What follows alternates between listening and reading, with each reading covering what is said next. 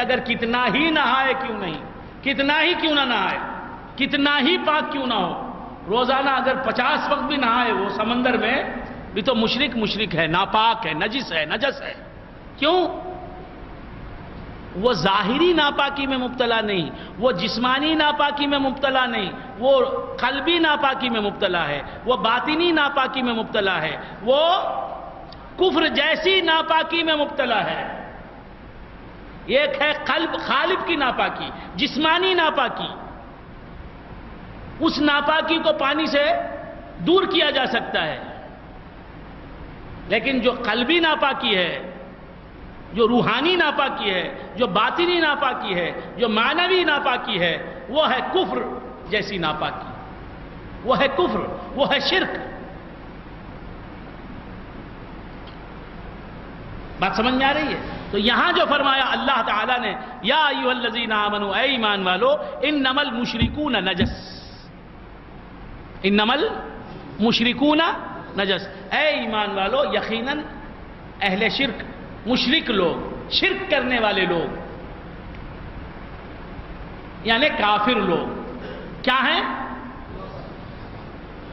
نجس ہیں، ناپاک ہیں۔ تو کیسی ناپاکی ہے ان کے اندر؟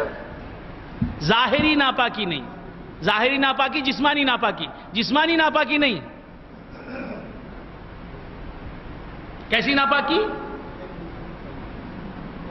باطنی ناپاکی، قلب و روح کی ناپاکی، روحانی ناپاکی، قلبی ناپاکی۔ وہ کیا ناپاکی ہے؟ کفر، شرک، بے ایمانی۔ بات سمجھ میں آ گئی؟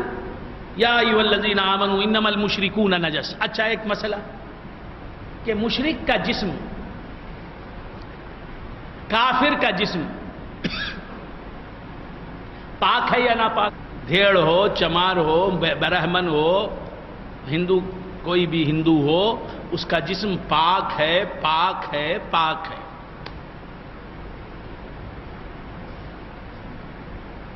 بات سمجھ میں؟ کتے کا جسم پاک ہے یا ناپاک؟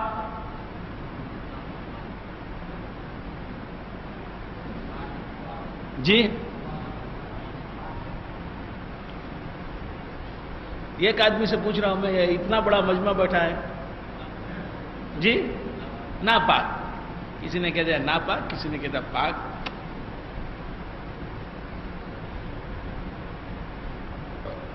کتے کا جسم پاک ہے ناپاک؟ پاک۔ خنزیر کا جسم پاک ہے یا ناپاک؟ ہاں؟ اچھا، خنزیر کے جسم سے آپ کا جسم ٹچ ہو گیا، خنزیر کے جسم سے آپ کا جسم ٹچ ہو گیا، تو آپ کا جسم پاک ہوگا یا ناپاک؟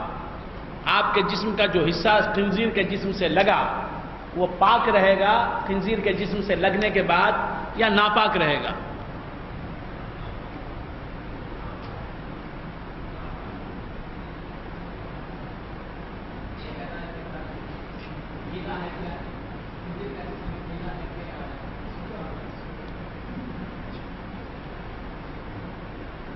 ہاں، اگر خنزیر کا جسم بھیگا ہوا ہے، گیلا ہے، آپ کا جسم اس سے لگا تو آپ کا جسم ناپاک ہوگا۔ اگر خشک ہے تو آپ کا جسم اس سے لگنے سے ناپاک نہیں ہوگا۔ تب منڈیا لاتے ہیں، بولنے کے بعد ناپاک نہیں ہوگا منڈیا۔ اور اگر کتے کا جسم گیلا رہے اور آپ کا جسم اس سے لگ جائے کیا ہوگا؟ آپ کا جسم پاک ہوگا یا ناپاک ہوگا مولانا؟ یہ طہارت کے مسائل ہیں۔ خنزیر لگ کے چل دیا، آپ سے گلا ہوا تھا، آپ سے لگ کے چل گیا، آپ نماز پڑھنے کھڑے ہو جائیں گے، نماز ہی نہیں ہوگی۔ تو اس لیے دوستو، فقہ کے مسائل جانو، عقائد کے مسائل جانو۔ نہیں جانیں گے تو جب تک نہیں جانیں گے اس وقت تک آپ گناہ میں مبتلا رہیں گے۔ خیر بندگان خدا، بولنا ہمارا کام ہے، عمل کرنا آپ کا کام ہے۔ عمل کریں نہ کریں، سامعین کی مرضی، ادا فریضہ کی آواز ہم سنا کے چلیں۔ تو کیا عرض کر رہا تھا، بھول گئے آپ حضرات؟ تو مشرک کا جسم جو ہوتا ہے بلا شبہ وہ پاک ہوتا ہے. کافر کا جسم بھی پاک ہوتا ہے, ناپاک نہیں ہوتا. کافر کا جسم پاک ہوتا ہے, مشرک کا جسم پاک ہوتا ہے, عیسائی کا جسم پاک ہوتا ہے, یہودی کا جسم پاک ہوتا ہے. اچھا, کافر کا پسینہ معاشرے میں جو خرابی ہے بیان کرتا ہوں. دیکھیے یہاں رکھے ہوئے یہ جو میز ہیں, ان میزوں پر سجدہ کرنا جائز نہیں ہے. نہ جانے کس نے بنا دیا یہ میز. آپ علماء سے فتویٰ لیجئے. در مختار میں عبارت ہے کہ اگر آپ نارمل طریقے پر سجدہ نہیں کر سکتے, نارمل طریقے سے زمین پر سجدہ جس طرح ہم کرتے ہیں نا, ویسا سجدہ نہیں کر سکتے, تو آپ کو اگر بیٹھ کر سجدہ کرتے, بیٹھے ہیں, بیٹھ کر سجدہ نہیں کر سکتے, بیٹھ سکتے ہیں, بیٹھ کر نماز پڑھتے ہیں تو پڑھ سکتے ہیں آپ بیٹھ کر نماز. لیکن بیٹھ بھی نہیں سکتے آپ اور سجدہ بھی نہیں کر سکتے, زمین پر بیٹھ کر نماز نہیں پڑھ سکتے. گھٹنوں وغیرہ کے درد کی وجہ سے آپ کرسی پر بیٹھ کر ہی نماز پڑھ سکتے ہیں, تو کرسی پر بیٹھ کر نماز پڑھ سکتے ہیں. سجدہ نہیں کر سکتے آپ جیسے نارمل آدمی کرتا ہے زمین پر, تو آپ کو یہ حکم ہے کہ آپ جتنا جھک سکیں اس حد تک رکوع میں جھک جائیں, پھر سجدے کے لیے کچھ اور جھک جائیں. کرسی پر بیٹھ کر کوئی نماز پڑھے تو پڑھ سکتا ہے, اگر اسے عذر ہے. زمین پر بیٹھ کر وہ نہیں پڑھ سکتا گھٹنوں کے درد وغیرہ کی وجہ سے, تو وہ کرسی پر بیٹھ کر نماز پڑھ سکتا ہے. اب تو 18 سال کا بچہ بھی بیٹھ جاتا ہے وہاں کے, وہ سمجھتا ہے کہ کرسی پہ بیٹھ کے بھی نماز پڑھ سکتے ہیں, نیچے بھی پڑھ سکتے ہیں. نہیں, جو واقعی مجبور ہے نیچے بیٹھ کے نماز نہیں پڑھ سکتا, وہ کرسی پر بیٹھ کر نماز پڑھ سکتا ہے. لیکن وہ سجدہ کس طرح کرے گا؟ وہ سجدہ کرسی پر بیٹھ کے نماز پڑھنے والا سجدہ کیسے کرے گا؟ جب رکوع کا وقت آئے گا تو جتنا جھک سکتا ہے کرسی پر بیٹھ کر اتنا جھک جائے رکوع کے لیے, پھر سجدے میں جانے کے لیے اس سے کچھ زیادہ جھک جائے. یجعل سجودہ اخفض من رکوعہ کا لفظ آیا ہے در مختار میں, علامہ حسبکی لکھتے ہیں. بات سمجھ میں آئی؟ تو بیٹھے بیٹھے کرسی پر رکوع کرے اور سجدے کے لیے اس سے ذرا جھک جائے, کسی تختے وغیرہ پر, بھٹے وغیرہ پر سجدہ نہ کرے.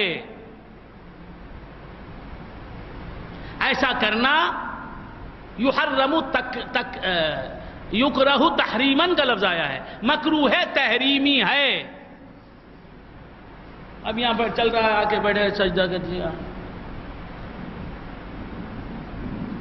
میں نے سنا حیدرآباد میں بھی ہے, لیکن جو علماء کی مسجدیں ہیں, جیسے مکہ مسجد وہاں نہیں ہوگا, جیسے جامع نظامیہ کی مسجد ہے وہاں نہیں ہوگا. کیوں نہیں ہوگا؟ اسی لیے کہ لوگ جانتے ہیں کہ وہاں اس طرح کرنا جائز نہیں. بہر کیف میں گزشتہ سال بھی یہ بیان کر چکا آپ حضرات کی خدمات عالیہ میں. ایک نئی صورتحال آئی ہے تو علماء کا فریضہ ہے یا تو وہ خود جانتے ہیں تو بیان کریں, یا نہیں تو دوسرے علماء سے فتوے طلب کریں یہ کیا مسئلہ ہے, کر سکتے ہیں یا نہیں کر سکتے, اور عوام کو بتائیں. بات سمجھ میں آ رہی ہے دوستو؟ تو آپ ناراض نہ ہوں کہ تفسیر کے عنوان سے کیا کہہ رہے ہیں.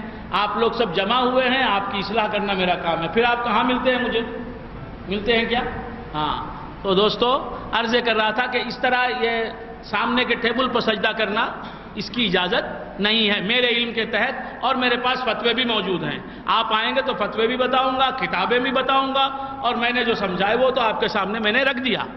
اگر یہ غلط ہے تو آپ علماء سے مشورہ کر کے ان سے پوچھ کر اگر یہی صحیح ہے تو اس پر عمل کریں, یا علماء وہی کہہ رہے ہیں جو میں کہہ رہا ہوں تو اس پر عمل کریں. صحیح. تو عرض کر رہا تھا دوستو, کیا عرض کر رہا تھا؟ مسائل سیکھیں, فقہ کے مسائل سیکھنا فرض, نہ سیکھنا گناہ کبیرہ.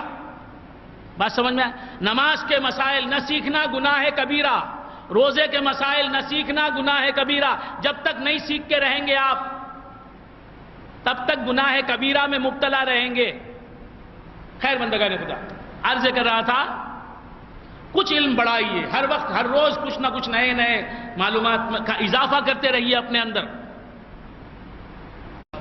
کافر کا جسم پاک ہے، ناپاک نہیں۔ کچھ پوچھنا ہے تو پوچھئے، نہیں اسے احتلام ہو کر رہا تو کیا؟ احتلام ہو کر رہا تو بھی اس کا جسم پاک، وہ احتلام جسم کے جس حصے پر لگائے وہ حصہ ناپاک، باقی پورا جسم پاک۔